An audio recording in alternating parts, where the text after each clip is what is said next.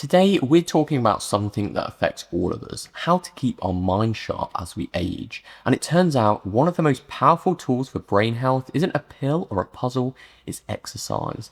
A recent meta-analysis published in 2023 and based on 54 randomized control trials with over 6,000 participants look closely at how different forms of exercise affect our cognitive function. The researchers wanted to understand not just if exercise helps our brains, but how often, and for how long we need to move to get the biggest benefits. And that's what we are going through in this video.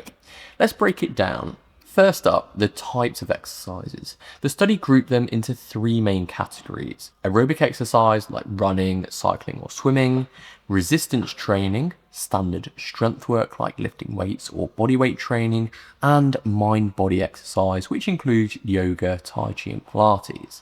They also looked at exercise frequency ranging from 1 to 2 times per week to over 5 times per week, and duration from short sessions under 30 minutes to longer ones over an hour. So what did they find?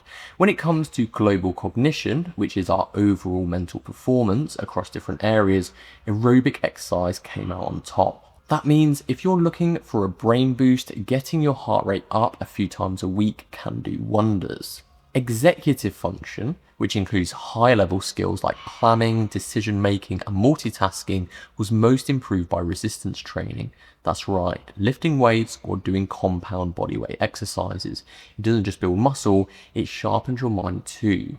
There's so much research supporting this now of the effect of lifting weights and brain health. And when it comes to memory, mind-body exercises like yoga and tai chi provided the biggest benefit.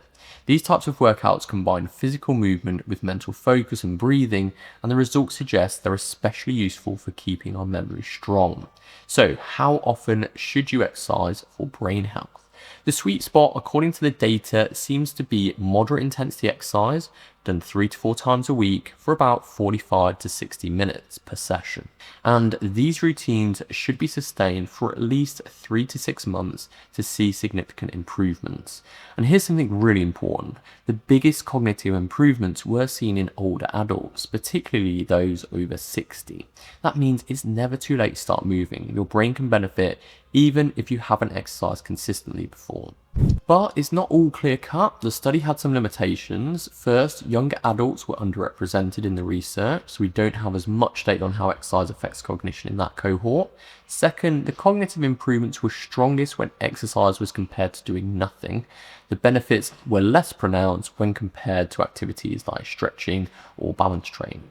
Still, the overall message is clear. Exercise works. It supports our memory, attention, problem solving, and overall brain function, especially as we age. So, what should you do with this information?